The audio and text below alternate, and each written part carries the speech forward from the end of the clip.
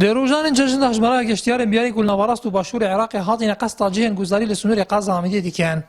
هنجوان گشتیاران جدی بیجن بردومان افروکین ترکیه کارتکرین خو هبوین لسر گشتیار نافخو لیم بیانی نه و دخوازن که حکومت بتر گرینگی بده دکر تیگشت و گزاری او بردمانانی تورکیا کاریگەری ئەبێ لەسەر گەشت و گوزار بە تایبەتی لەم کاتە کە قەیرانی دارایی هەیە لە هەرێمی کوردستانە پێویستە حکوومەتی هەرێمی کوردستان زیاتر گرنگی بە بەوەی کە کەرتی گەشت و گوزار بەرەو پێشەوە بڕوا لە پێناو بژانەوە و هەلی کار بۆ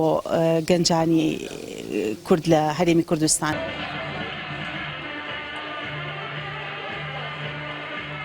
بردمان ترکیه تأثیر خو کاردکرین که مازن کتن سر گشت و گذار خلک ما هکب نسبت خلک باشور و هر واسنا و راست عراق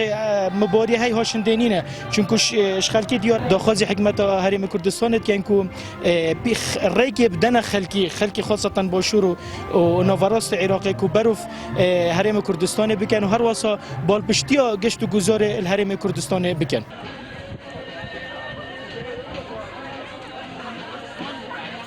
برپرسی راگهاندن لرهبری گشت و گذار آمیدیش درباره ریجا گشتیاران وها دبیجه. تجمینی تکرن تقریبا ریجا گشتیار افساله دویت 8 ساده. جوازیل گل 2015-2014 ریجا گشتیار گلک افساله و زیاده بوده. اگر بو هند زبر نبا گلک وقتی بچن دسته گشت و گذار الحبلیره و رهبری گشتی گشت و گذار دهو که چندین کمبون و کنفرانس و گل کمپانیان گشتیاری هوتی کردن هندک ری خوش کردن ید بو هوتی نکردن وقتی داشت کندن کل سر سعرن اوتل و موتل و خارنگه ها.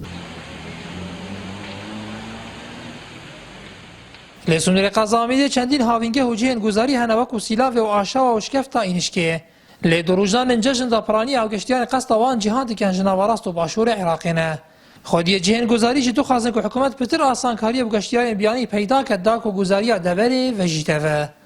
نیادور مالی انارتی قضا آمیدیه